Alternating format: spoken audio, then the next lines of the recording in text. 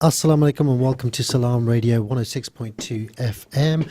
I'm Imtiaz Ali and I'm here with Alex Blower. Alex, hi. Hi, good evening. Salam alaikum. Wa alaikum salam. Very, very happy to be in the studio today talking about something that's very, very current. It's not often that our topic coincides with the topic of the day, but it does today because we're talking about trust in politics, whether we can trust our politicians. You probably can't trust politicians as far as you could throw them. Never have. I'm pretty much the same as you. I suppose it depends on what colour rosette they're wearing. But I take it on an individual basis, and no, obviously, present company does fall into the list of exclusions on that. Yeah, we're obviously talking about Gary Lineker. And the whole thing that's happened, is it a distraction? What are we actually talking about? What are the underlying issues? Whether or not football plays a part in politics, and we're going to be joined by somebody who's an absolute expert in the field, a gentleman named Stuart McGill, who we will be speaking to on the phone. A topic that I'm really looking forward to. I thought you might. This is quite close to your heart, isn't it? Yeah, I used to do sports, didn't I? Salam Sports. And we are talking about football. As long as we're not talking about the results of the weekend, I think we should be fine. But lots and lots going on. We are going to have to take a short break just for the adhan. So that's going to start in about 30 seconds. But also in the second half of the show, we're going to be joined by Rory O'Keefe. Correct. Tell us a little bit about Rory O'Keefe. Well, Rory O'Keefe is an international journalist. His speciality is in people movement, so to speak, immigration, asylum, etc. And he's been a political pundit in the past for Al Jazeera, BBC and Sky. Yeah, so that's absolutely perfect. Join us in about 4 minutes. We're just going to take a short break for the adhan. Thank you. You're listening to Salam Radio, and it's now time for Maghrib Azan. This Azan is sponsored by Park Foods. Come and see the difference. Allahu Akbar, Allahu Akbar, Allah.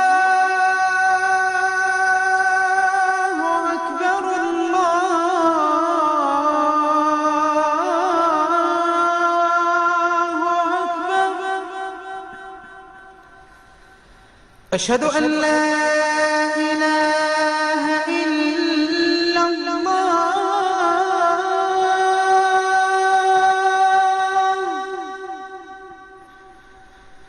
أشهد أن لا إله إلا الله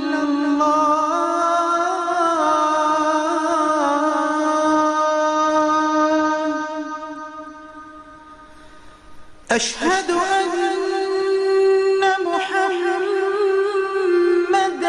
رسول الله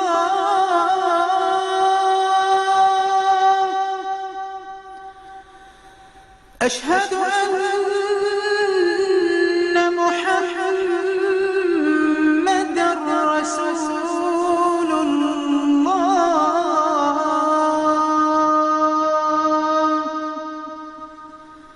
حي على الصلاة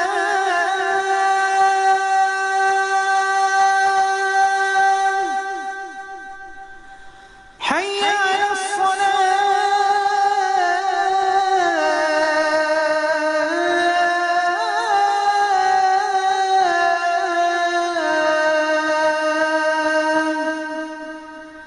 حي على الفلاح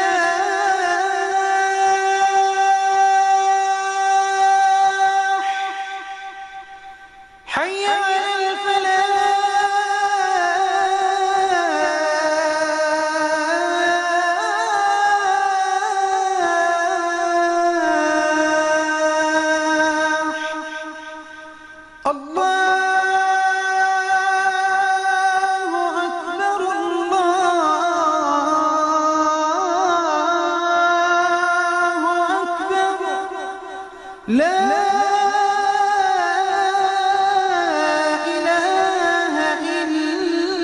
الله الله أكبر الله أكبر لا إله إلا الله.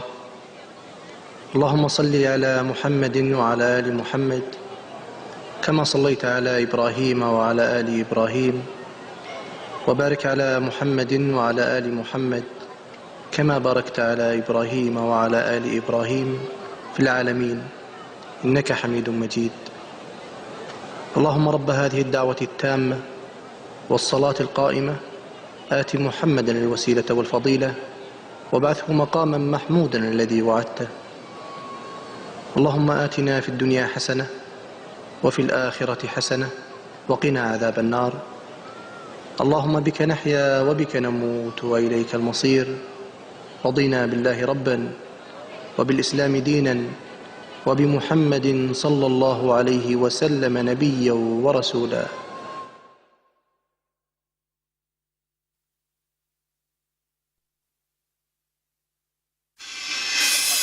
Peterborough's community radio station. Thank you so much for joining us after that Adhan break. And I think we may have Stuart on the line. Let me see if we have him. Stuart, are you there? Can you hear me? I can, mate. Can you hear me okay? I can hear you absolutely fine, Stuart. Hi, welcome to Salam Radio. This is Why Politics Matter, and you are live here in Peterborough 106.2 FM. I'm in the studio with Alex Blower. Hi, good evening to you, Stuart. Great to have you on the show. Hello, mate. Good to speak to you in the flesh. Yeah, and yourself, pal, and yourself. I've been really intrigued to get you on with regards to the topic, because obviously this is something you've done a lot of research on with regards to fascism, anti-fascism, the role of football in this, and I can't help but feel that we've got quite a lot of relevant discussion to have around this with regards to what's been happening in the last couple of weeks. But first of all, let me just ask it from your perspective, Stuart. Why do you think trust in our government is important for the people? It's an interesting question. I think first and foremost it's important to say that it's good to have a certain level of healthy scepticism regarding all authority, and particularly towards a conservative government, because they are to a certain extent not much more than a pressure group for the rich. But I think that is important. People believe that in times of real crisis like the recent pandemic, that the government is there to do the right thing for everybody, and they'll make decisions based on rational choice and a rational analysis of proper information. Because excessive scepticism can lead to, say, rejecting perfectly legitimate things, in my view, like taking the vaccine. Sure. I've just been to Serbia. Now, I like the country, but Serbs have a very cynical attitude, sometimes justified skepticism towards the government. That led to a low vaccine uptake and some general problems there. And also, the general sense of skepticism in Serbia leads to a certain sense of fatalism, a "twas ever thus" attitude, and that can give you some sense of atrophy.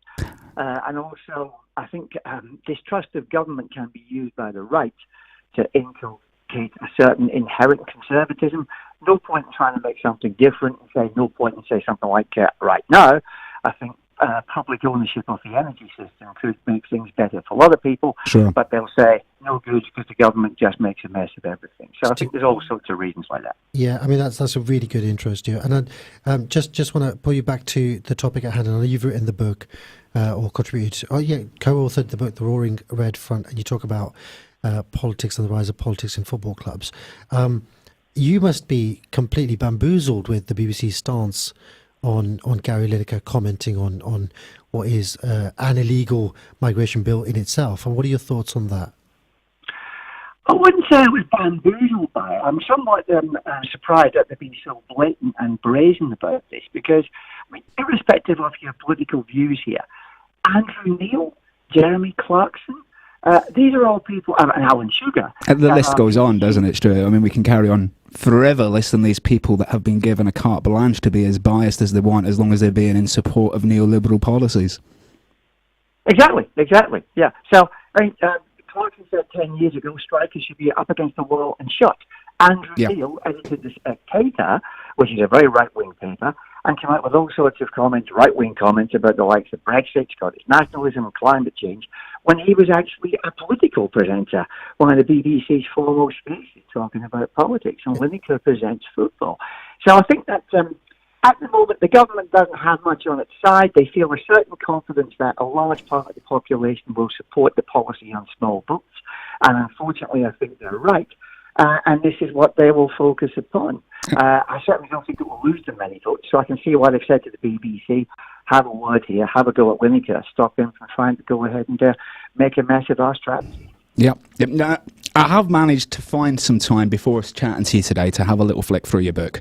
I haven't managed to read it in deep detail, but one or two of the themes that I've picked up on, I feel that I'm already going to know the answer to this question, but how much of what you feel is actually going on is what Gramsci would call bourgeoisie hegemony right now? And when you answer that question, help explain it to me as well, because I don't know what that means. Sure. Right, I didn't get that completely. So I want to know which parts of the book... No, sorry, Stuart, just with regards to what's going on now today and what you've just described with regards to the control of narratives, how much of this do you feel is bourgeoisie hegemony, as Gramsci would have put it? I think that it's pretty much all of it, because the people that run the BBC and the people that work for the BBC, like Koensberg and Bruce, they tend to be people that have done pretty well out the system. I think Bruce's husband, Fiona Bruce, the Question Time presenter, I think he actually works for an advertising company, which makes a lot of money out of the Tories. So they have a certain inherent sympathy. And so the treatment of Corbyn was outrageous. I mean, Corbyn, there are issues with Jeremy Corbyn, but you're talking about probably the most anti-racist politician over the last 40 years. Yeah. And they're trying to describe the guy as an anti-Semite. Something like 0.04% of Labour Party members had some allegations of anti-Semitism. Which is actually lower than the incidence in general UK society, isn't it? Well, you'd expect that, to be honest. I mean, as a former Labour Party member, Sure. I said if you made any sort of off-colour comment, people would hammer you. There were some individual members that would put stupid stuff up onto Facebook. Some of the anti-Rothschild quotes, which are inaccurate as well as anti-Semitic. Who are falling for tropes. Sorry, say again, mate? Which is more to do with the falling of tropes, which are being thrown out into society again, isn't it? Yeah, sure. So my line's gone a little bit here, mate. I couldn't hear you so good then. But yeah, I think that this is all bourgeois hegemony, read Gramsci and others on this topic. It's all about actually manufacturing a certain level of consent, which is why the press, I mean, I was reading something today about the way that the press has fermented anti-Muslim sentiment over the last few years. Yeah. But you guys know all about that. Yeah, absolutely, and that's something that many of our leaders will have, listeners, will have faced firsthand themselves in their daily lives, no doubt. Yeah, absolutely. Stuart, I just wanted to come in and just going back to your book again. You've obviously written a book about how football clubs are, almost by design political. And here we're having discussions around whether or not football and politics should be mixed. So tell us a little bit about, the key contributors to like a political movement from the football scene. What's a really good example that you can take? I think if you look at the last chapter of the book, and I'm doing a presentation up in Glasgow about this on Thursday. Extra time. Extra time, exactly. The German fan projector.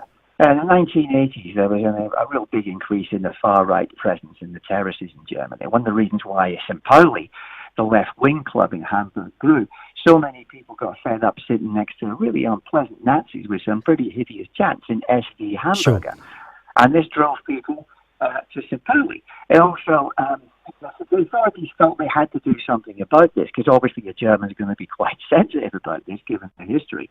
And they put together a various range of projects, the fan projects, which went into the clubs, and they worked with mostly young men that watch football and are kind of susceptible to this sort of influence. And it encouraged a sense of inclusivity as well. Now, you've got to contrast what happened with German football with what's happened with Italian football ultras over the last 20 years, who've become more and more unpleasantly right-wing. And when you look at the trajectory of the two countries' politics, Italy now is run by people who are basically neo-fascists. The German AfD, the Alternative for Deutschland, they peaked at about 12-13% of the vote. Now, there's other factors at play here, including relative guilt about what happened in World War II and economic well-being. But I'm sure it does make a difference. And I always say, my son, a friend of his at primary school, went to West Ham, and he's turned out, I mean, the guy was always a bit of an idiot, to be honest, but he went to West Ham, and he's turned into a raging nutter, singing No Surrender to the IRA, going to England away trips and acting like an idiot.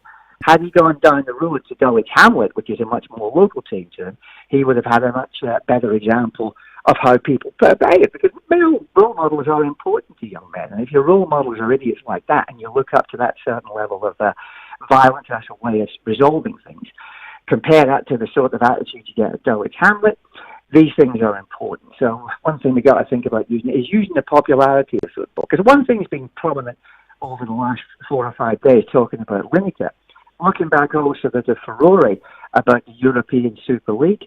What seems to get British people, and English people in particular, wound up more than anything is stuff relating to football. I mean, the European Super League had people out in the States. We got, people doing proper jobs have to go to food banks to get fed.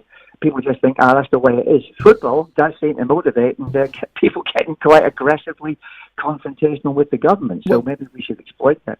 Absolutely, and that's why I feel a little bit myself that some of what's been going on this last week could be a little bit of a game changer as far as the landscape within the stands in British football are.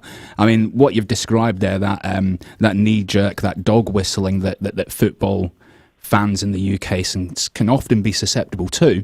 We've certainly seen with the Black Lives Matter movement, with statues, and then being pretty much used as a fifth column by the government to be pulled down to London and defend the establishment against left-wing rhetoric. Sorry, Matt, I couldn't hear the last part of what you said there. The line isn't Basically using the right-wing football fan base as protection for the establishment against left-wing rhetoric around the whole Black Lives Matter movement and the calls for equality.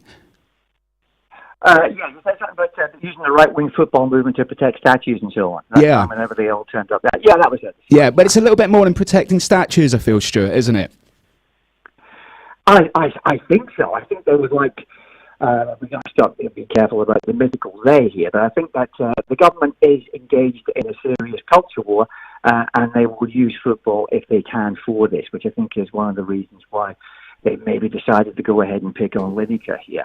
And they picked a battle that they can't really win, because Lineker is popular in himself, and some of the issues around the small boats people are talking about now, and they're thinking about it because Lineker has raised some issues in a way they probably wouldn't have done before. I spoke to a couple of my students yesterday morning who are good guys, but good old-fashioned South East London white guys, and their initial response to this sort of thing is illegal immigrants, they shouldn't come here on the small boats. It's really interesting why they keep on talking about the small boats. It dehumanises people, and they want the phrase to take off. So it's not people who are coming across it, it's small boats. Yeah, so I don't think it's backfired on them. Yes, I don't think that the use of the word small boats is accidental, because you're right, it's being used extensively all over the media. It's been used by our own local MP, and it's been used all across Twitter. So, you've almost got hashtag small boats going around. I think that's a deliberate ploy. I just wanted to bring you back to something you mentioned earlier. That was Andrew Neil. So Andrew Neil is, like you say, the editor of Spectator, and he's also on the BBC as a political correspondent. Now, in response to some complaints that the BBC received about Andrew Neil's Twitter activity, their response was pretty clear-cut. He's a freelancer, and what he chooses to tweet in his own time is not a reflection of the views that the BBC holds, and therefore doesn't cross any lines with regards to impartiality. What are your feelings on this double standard, and how do you think that makes the average person on the street feel about especially if you're quite sympathetic towards the issue of immigrants and asylum? Right, the line has gone very bad here. Sorry, my friend. Can you just go ahead and repeat the last part of the question again? It's about Andrew Neil and how people regard the double standards. Exactly that. Yes. Well, people like me who follow things are obviously outraged about the whole thing. Andrew Neil comes out with some terrible stuff. I remember he had a real go at Carol Cadwallader, and he described Carol Cadwallader as some kind of crazy catwoman, a phrase which he lifted directly from the guy that sued Carol Cadwallader, the very pro-Brexit guy. So it's relatively clear to me when you look at what Neil has said. And Neil appeared on some program with a little badge from the Adam Smith Institute, which is a particularly right-wing economic organisation.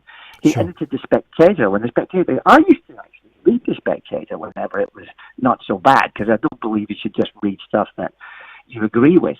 But it just turned into a really quite unpleasant racist paper. I remember there's a Greek guy called Saki in there, This was more when Johnson was in charge, and they produced rubbish information, actually garbage, which tried to make out that black people were inferior intellectually to white people. This is a seriously unpleasant magazine. That's almost the definition of racism, isn't it? That, yeah.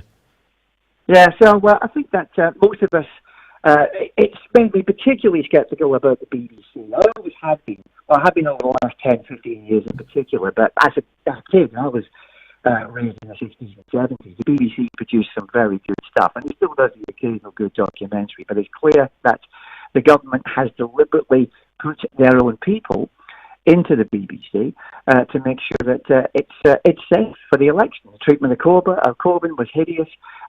Laura Kuenssberg last week said, it's a bit of a stretch to call Boris Johnson a liar, when he's very clearly, very obviously a liar. That was something that I thought it was I thought it was a joke. It does sound tongue-in-cheek, doesn't it? Stuart, listen, we really appreciate you coming on. Thank you so much for taking our call and taking the time out.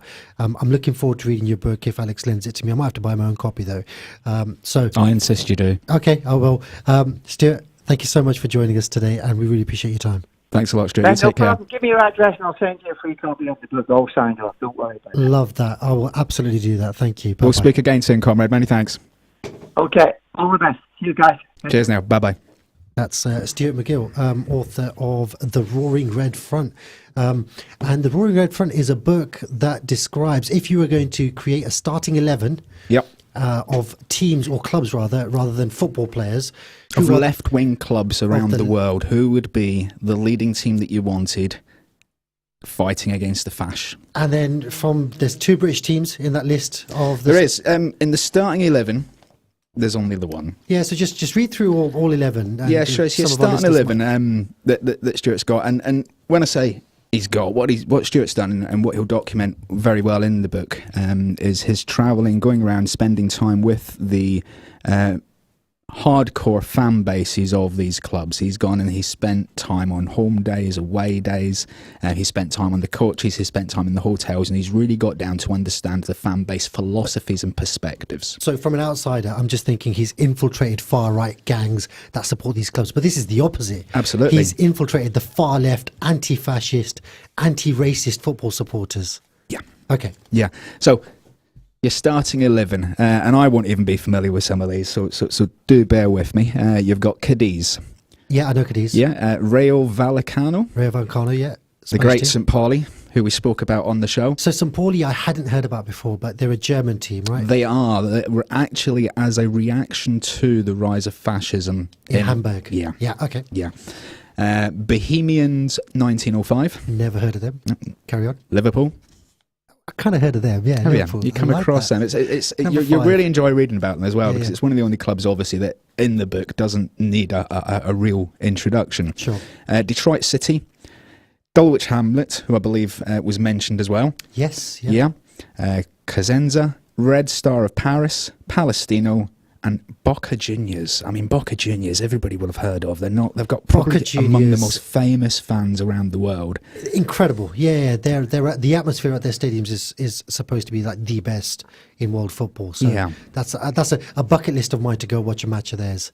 And then sitting on the bench, you've got FK Velez, Mostar, Celtic. I'm a little bit disappointed to see them. Celtic, your team, Celtic. It is, yeah, but we've got that sectarian. They've made the squad. They've made that squad, and many might think that this should be maybe the first team to be called up. But as Stuart quite rightly points out, that they have close relationships with sectarianism. They promote sectarianism within the city of Glasgow, and that is not as inclusive as what you can feel it is it? Olympique de Marseille, AEK Athens, Standard League, Polonia, Warsaw, Adano, and it carries on. People's Athletic Club Romania, Hapoel Tel Aviv. Hapoel Tel Aviv, because they recruit Arab players. They recruit Arab players in Hapoel Tel Aviv. That's an Israeli club. Right, yeah, of course, Tel Aviv, yeah. Yeah. So, it'd be interesting to read about that and how that all fits into the whole inclusive, anti-fascist, anti-racist. Back to the subject at hand. Yes. Because I think otherwise we're just going to be talking about this side, and we have got another guest coming up shortly after the break. So, how can we trust the government if they cannot give us the truth, if they cannot give us all the options that are available to us, and they cannot provide the perspectives. And in fact, what they are seen to be doing, as we've seen this week, is actively working against us having conversations outside the remit that they feel we should be having. Right. So there's been a question of the Tory government to disclose all information, all communications they've had with the BBC with regards to the Gary Lineker affair. Right. I've not seen a response to that. So I don't know if it's beyond any doubt that they've had it. I mean, I'm sure there's suspicions, but are you Sure. aware of anything official? Hey, look, I'm going to be totally honest. I don't feel that we need to see I know. the emails. I don't think we need to know. The government, the Conservative government, have implanted Conservatives at the top seats. Yeah. You know? Darren Fowler's just made a comment. He said, Argentina national football team starting 11, number of black players equals 0. So that's interesting. We can explore that maybe a little bit in the second half. He also wants to know what the subject matter is. We will cover that shortly. We're going to go on a short 4-minute break. So do join us again at past where we pick up. Stay tuned to Salam Radio after this short ad break. Thinking of laser hair removal but worried about cost? Well Skin Clinic, Peterborough's #1 aesthetic clinic, offers 0% finance on courses of laser hair removal. We perform thousands of treatments using the Soprano titanium in our prestigious clinic. Virtually pain-free and suitable for all skin types, our team of aesthetic professionals can help you achieve your goals affordably. Well Skin Clinic, making life-changing aesthetic treatments affordable for all. 40 Cowgate, Peterborough. Call or WhatsApp us on 01733 555540. Peterborough. Who said good quality fried and grilled chicken has to be expensive? At Sam's, we take pride in every piece of chicken that leaves our kitchen. Just one bite of our chicken or burgers is all it takes to realise we are the best. Visit us at our brand new place at 333 Lincoln Road, PE1 2PF. Or order a delivery through Just Eat, Uber or Deliveroo. Sam's, the home of great tasting chicken for over 30 years. And this is a race against time. We urgently need you now to donate your zakat and sadaqah and to save lives across the world. When you have clothes, you can cover up. When you have food, you don't go hungry. When you have ways to keep warm, you don't feel the cold so much. Don't forget to help them survive through winter. So that's why we urgently need you to come forward now and donate your zakat and sadaqah at muslimhands.org.uk. Keep them warm, keep them alive.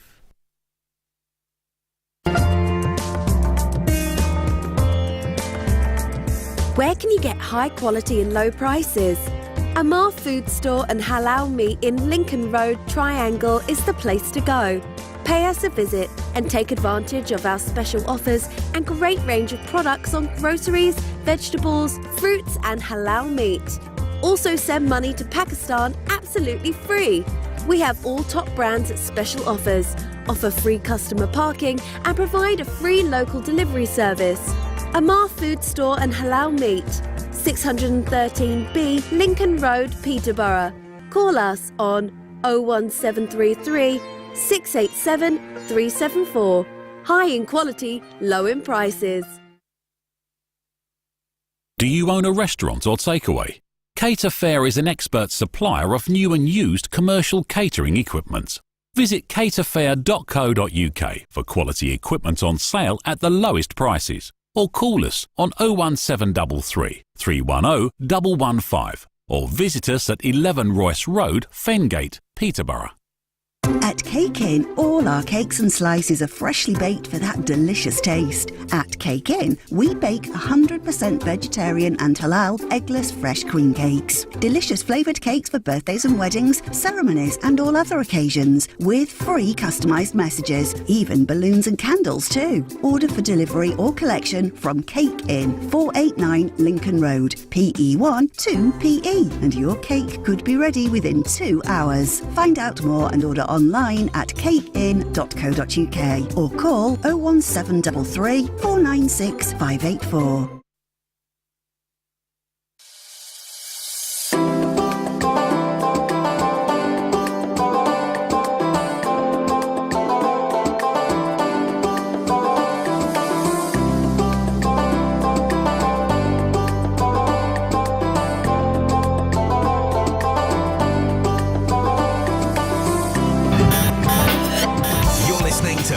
Wales Community Radio, Salam Radio. Assalamu alaikum and welcome back to Salam Radio 106.2 FM, and this is Why Politics Matters. The topic of conversation is trust in politics, and quite relevant right now given what's coming out from the government versus what's actually the situation on the ground, specifically with this illegal migration bill. So tell us a little bit about this illegal migration bill. Is that a description of the bill itself, the fact that it's illegal? Yeah, no, I feel it is. I mean, the bottom line is that the bill actually goes against several points, quite major points, of the Declaration of Human Rights.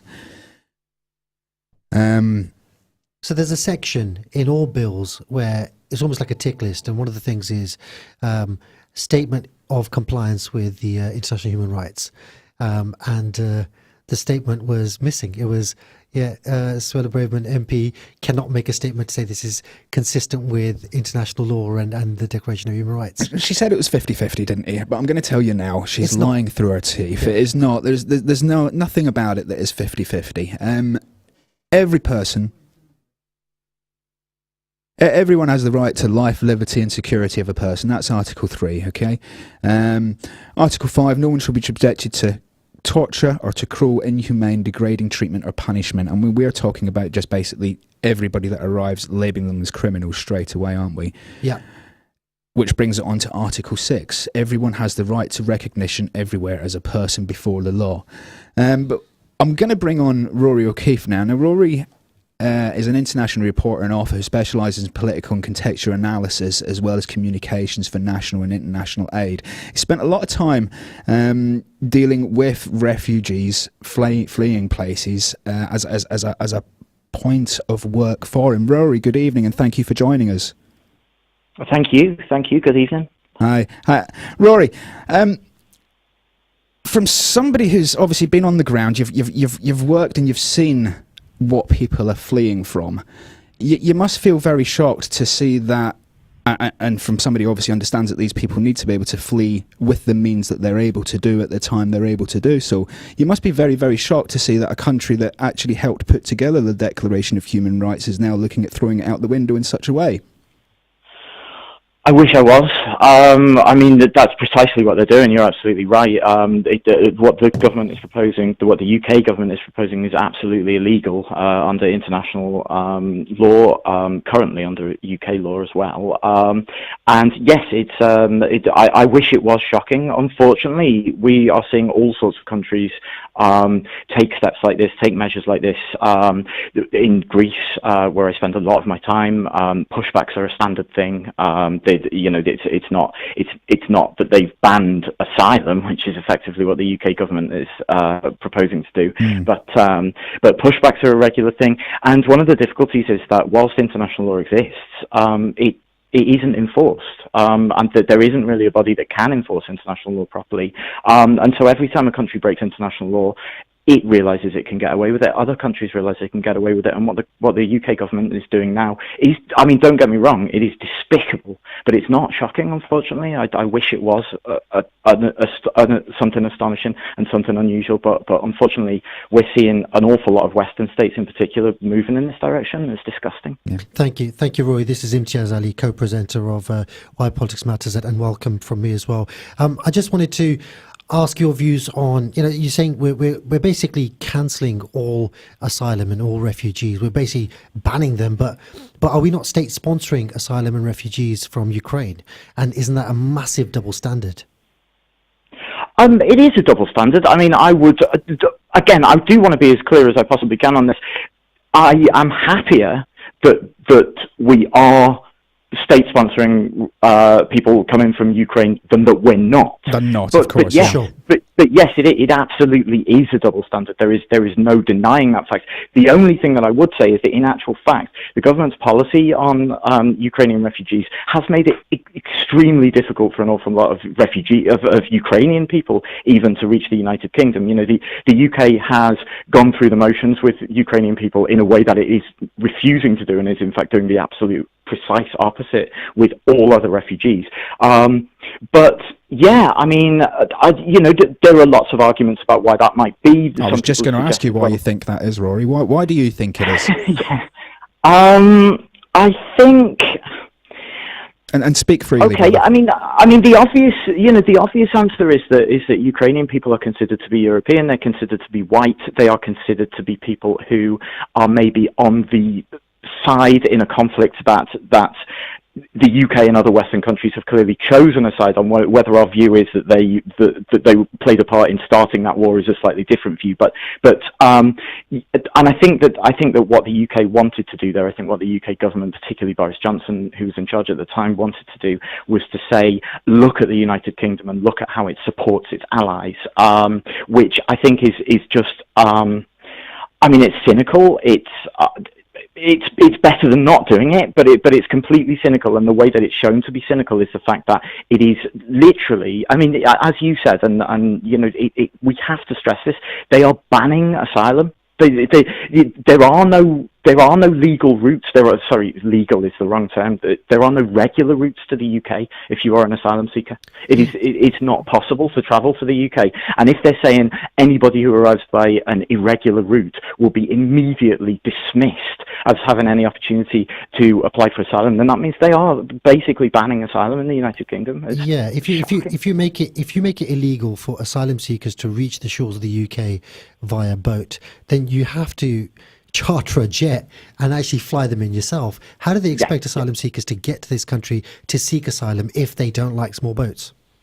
They don't. That's precisely the point. Agreed, Again, they're not the only country to have done this. The UK government is a particularly despicable government, but unfortunately there are several others around Europe at the moment. But they have worked extremely hard to make it almost impossible for anybody to reach the UK, and they believe that the small boats is the last thing that they need to deal with, and so that's why this law exists. Effectively, what they're saying is we are closing the door. That's it now. You describe almost like a bit of a phenomenon of a rise of these kind of policies happening, certainly throughout the northern Western Hemisphere, I guess.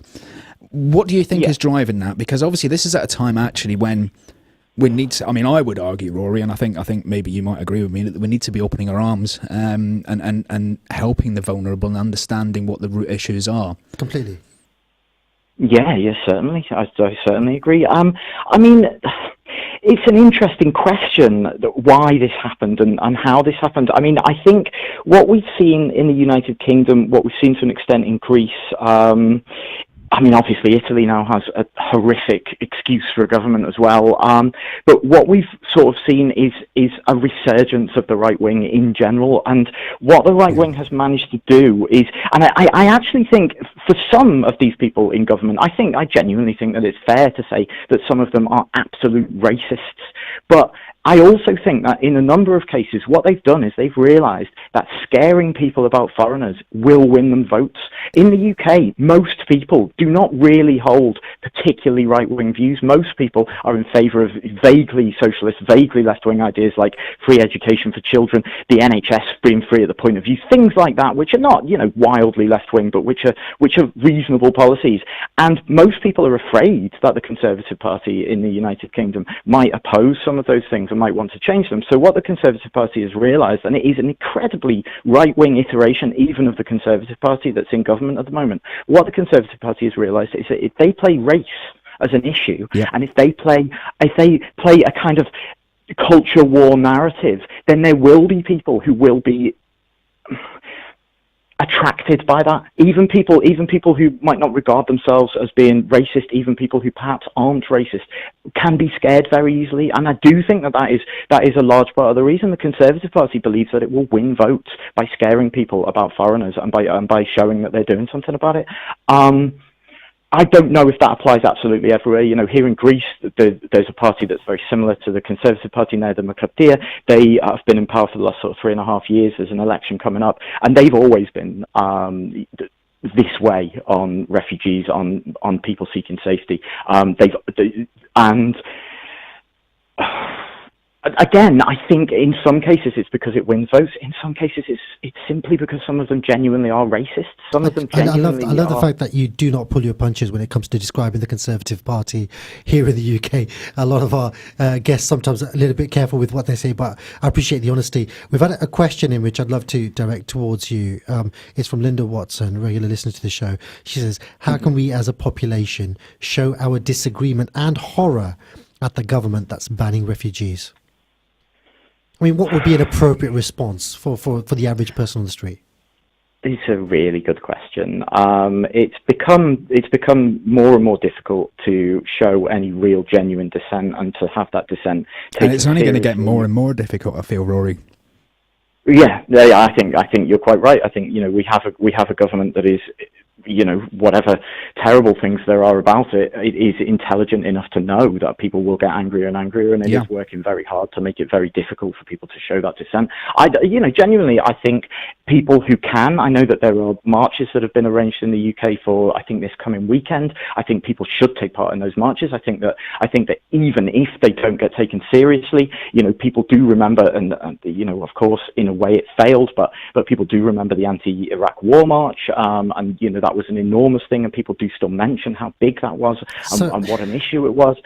The difficulty is that fundamentally, in the end, until there's a general election and you can get rid of politicians, these people are going probably to continue in the direction that they're going. I would also say. Sorry, I was just going to say, I like that you mentioned that you said you're in Greece, and Greece is quite far right as a government, and the Tories are trying to occupy that space, which means they're leaving a vacuum in the centre right space where the current opposition, Labour, have moved into.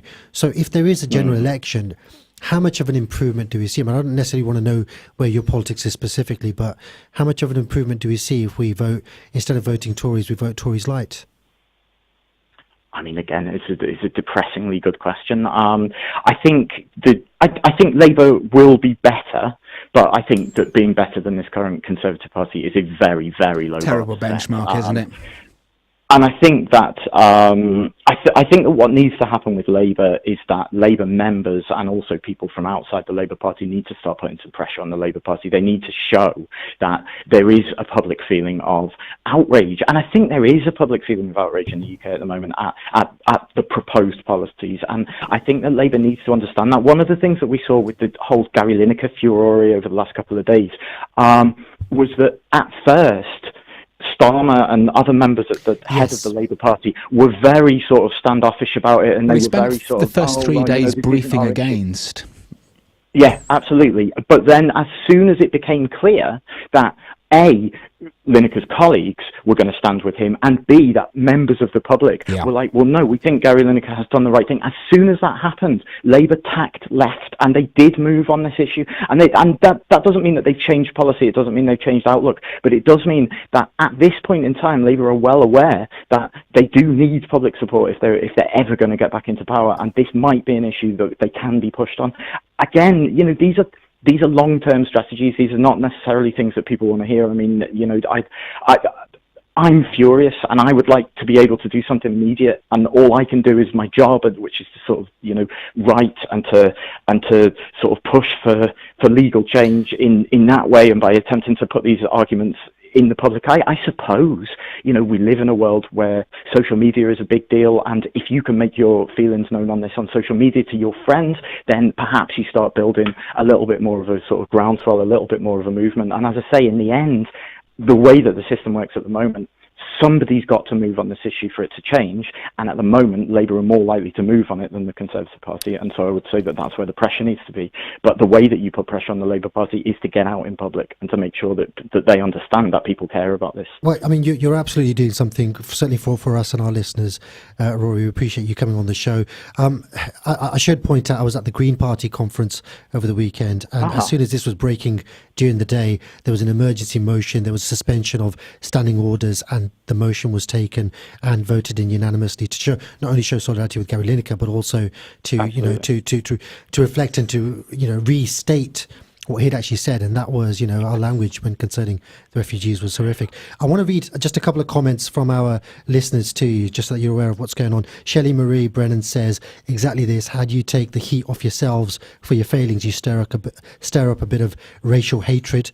And I think we can see that that's absolutely working. And then Faisal Mahmood, he says refugees are in the headlines to divert attention of the population from real issues like NHS underfunding, homelessness, and rising prices of food and energy. Now, that's certainly come out from some circles. It's the establishment quite likes this distraction, this 3-4 day news cycle about Gary Lineker and Match of the Day and Final Score. Well, Rory, isn't it the old story of the others? Well, I mean, I think that's certainly true in terms of diverting people's attention from other things that the Conservative Party have done terribly, terribly badly over the last 13 now years. It's certainly true that this has always been a kind of a distraction. And yes, the Gary Lineker story, I'll be as fair as I possibly can. Gary Lineker was right, and I don't think he did anything wrong by writing that tweet. But the Gary Lineker story has definitely diverted attention away from the issue that I think is at the heart of this, and that is the most important part of this. And in that sense, yes, I think the Conservative Party are probably quite happy. I also think that the Conservative Party worked very hard over the last 13 years to ensure that the management of the BBC would do what it said under this circumstance. I mean, they have replaced an entire layer of the top echelon of the BBC with open Conservative Party supporters, and simultaneously, they've consistently threatened the BBC with legal action and with the removal of the licence fee, which some people are in favour of that anyway. But the point is that the BBC, under this Conservative Party, and not just this government, but this Conservative Party that's been in power now for 13 years, the BBC has been changed as an organisation. And again, I'm pretty sure that David Cameron isn't clever enough to have thought of that 13 years ago, but it has paid off here for the Conservative Party. Certainly has, hasn't yes, it? people are talking about Gary Lineker and they're not talking about refugees. That's all there is to it. I mean, the title of today's show was trusting government, but I suppose really what you've just highlighted there is that we certainly can't trust the BBC in the government's hands or having any input in its management processes whatsoever. Yeah, I mean, the BBC has always been a part of the establishment, but when the BBC does its job properly, then it's effectively the sort of establishment's conscience, as it were. What it does is it says, look, we're not doing this right, and something has to change, and so it will hold stuff up. The UK right at the moment, and the right wing in a lot of parts of the world, is incredibly insecure. I don't mean that it doesn't win votes, and unfortunately it does, but it's incredibly insecure, and it sees any form of criticism as an attack, an open attack on it and everything it stands for. And the current Conservative Party wanted the BBC to effectively, no, I'm not going to say it wants it to be its spokesbody, although it probably does want that. But what I will say is that it wanted to ensure that the BBC was defanged, that there was no way that the BBC could even just hold its hand up and say, well, hang on a minute. And it has. It's worked very, very hard to get to that point, and it's shown in the last few days that that's precisely what happened.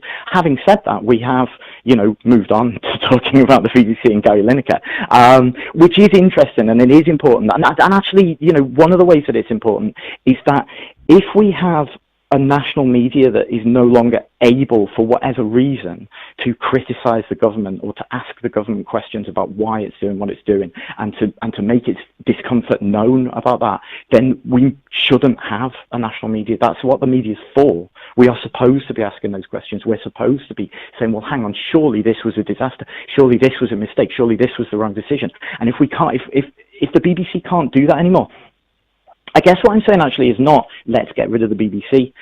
I guess what I'm saying is that the BBC needs to be rescued from the people who are in charge of it at the moment. And brought back into the hands of ordinary people. Yeah, absolutely. Yeah. Absolutely. I think, you know what, Rory, that's been fantastic. We really appreciate your input. We've had so many comments from our listeners. They've reacted to a number of things that you've said. So we're going to try and pick through those. But we want to appreciate you taking the time out, joining us on the show today. And we look forward to having you on again at some point in the future. It's been really, really good. I hope so. It's been a pleasure. Thank you very much. It's been great to speak to you. Yeah, and yourself, Rory. A pleasure, mate. We'll speak again soon. You take care, and many thanks for your time this evening. And you. Take care. Thank you. Cheers. All Bye-bye. the best, brother. That was Rory O'Keefe, political correspondent, political reporter for Al Jazeera, Sky News, and other outlets.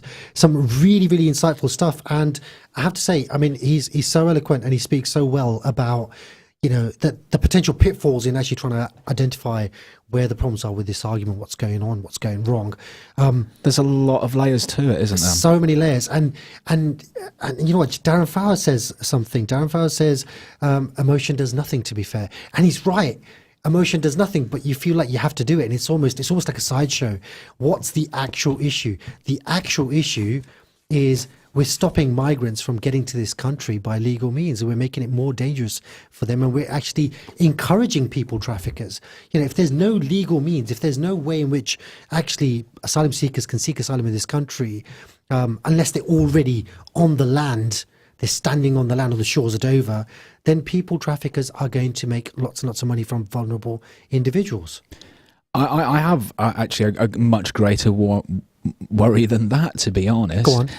Well, if everybody who arrives here is illegal, which is kind of what they're trying to create, yes. If you arrive on our shores with no money, destitute, fleeing from a place, you're automatically a criminal. How are they going to police this? Well, the way I can see it happening is from a border force that will be walking around the street, asking people for their ID, for their papers. And how will they judge who needs asking? Well, there's going to be a lot of racial profiling brought in order to do that. If you're in Dover with a bit of a tan and a moustache... Well, we already have it with stop and search. Absolutely, you do. Exactly Throughout London, and what we will see is those exact same policies that have brought suffering, oppression and substitute to black young men on the streets of London will take it to tanned, slightly brown people all around our coastlines. Yeah. Okay, so I'm slightly brown. I'm gonna put you on the spot here and just say, okay, look, there is obviously a massive demand for people, requesting some kind of controls on small boats arriving to the shores. Unpick some of the issues around why there is such a furor over this. Well, I think it's quite simple. I think the simple answer is that since Theresa May, we have seen this culture of hostility to the other, and the other is the people that arrive on our shores. But let's be very straight. A lot of the arguments that we see, and we've covered this on previous shows, it almost hurts to keep on going over it again. So listen, but I think we will be until the end of days. I'm going to interrupt you right now. I feel like the last 3 or 4 conversations we've had at People's Assembly, whether it was NHS or climate justice or cost of living, it all came down to redistribution of wealth. And I'm sure you're going to get there again. Where I'm going. It's these resources, and the resources are there because a lot of the hegemonic narratives around asylum seekers are, we don't have enough room. You don't have to trudge through the social media threads too long to see, we're a small island, we'll sink. Exactly, yeah. Yeah. And yet the whole population of the planet can fit on a landmass the size of the Isle of Man. Hey, yeah, 95% of the UK is what we class as natural. We could house all our homeless, all our veterans, and still have 150,000 plus empty houses. So let's not allow or even create the space or give them the space to say that we don't have enough room, because we do. Yeah, I just feel like a lot of these... a lot of people look for a counterpoint to almost kind of discredit your whole theory, your whole viewpoint. Things like, the NHS there's massive wastage in the NHS, and that kind of like detracts from the story that the NHS is massively underfunded. But the moment and where does it get its funding from? And you get round in these same old circles again, don't you? And actually, asylum, immigration always has been historically and traditionally, for whatever country you're looking at, a positive effect on the economy if managed correctly by those in governance. Exactly. We're heading into the last couple of minutes of the show, and I really want to shout out to all of our listeners today who've contributed loads. Darren Fowler, first time we've seen him, he's been very, very active. Darren, I can't possibly read everything you've said. Alan Gaspari has been on saying you simply cannot assume that everyone on a small boat is a criminal, and that's exactly the dog whistle politics that's coming from the right-wing media. Elaine Parkin says the proposal is also to circumvent the Modern Slavery Act. This includes people who are trafficked across continents. Do you know much about that? Not so much with regards to the UK. I mean, I'm aware of some of the issues that have happened throughout Europe, particularly southern Spain, which is something that we should really do a bit of research and have a show on. Yeah, and then Darren Farragut says we need safe and legal avenues to help people. And I think this is the point. You're making people seeking asylum by arriving here on boat illegal. But there are no legal routes. There are no safe legal routes. If there was an asylum processing centre in Calais, for example, a British asylum centre, and the French, I think, have offered to open one up for the UK. They've offered numerous times, which actually brings it on to another false narrative that we get told a lot here, and that is that according to the Universal Declaration of Human Rights, people do not have to apply for asylum in the first country they arrive in. That's one that we also hear all the time. And for those that question that, I just want you to actually think it through. If you're a country that is right next to a place that is war-torn and half of that population need to flee, certainly they should not all just end up with their neighbours, should they? No, absolutely not. It's not the neighbours' fault, especially when countries from 10,000 miles away are flying fighter jets over them and bombing them into the smithereens. Elaine says, I wish we could have a compassionate approach to refugees and allow people to work and live while their status is being worked out. This is something that I'm seeing a lot of at the Great Northern Hotel. A number of young men there wanting to work, needing money in their pockets. We've got a massive labour shortage, but until we can process their asylum claims, they're not legally allowed to work. And if they choose to break those laws, they're going to be sent back because they've broken a law. It's just such a crazy system. Being forced to live on less than £60 a week whilst being told by everybody else that they're living in 5-star hotels having 3-course meals. Final comment I'm going to read out is Shelley Marie Brennan. She says, compassion these days seems very rare. And obviously Darren said Alex told me to watch, that's why I'm watching today. Thank you, Darren. We hope you join us every week, 6 p.m. to 7 p.m, Salam Radio, 106.2 FM. It's been an excellent show. Alex, thank you so much. Thank you, Imtiaz. Thank you, listeners. Commenters, and thank you so much. Thank you, Rory and Stuart, for your time this evening. It's been great to have you on the show. Thank you. Goodbye. Stay tuned to Salam Radio after this short ad break. इस साल पहली मर्तबा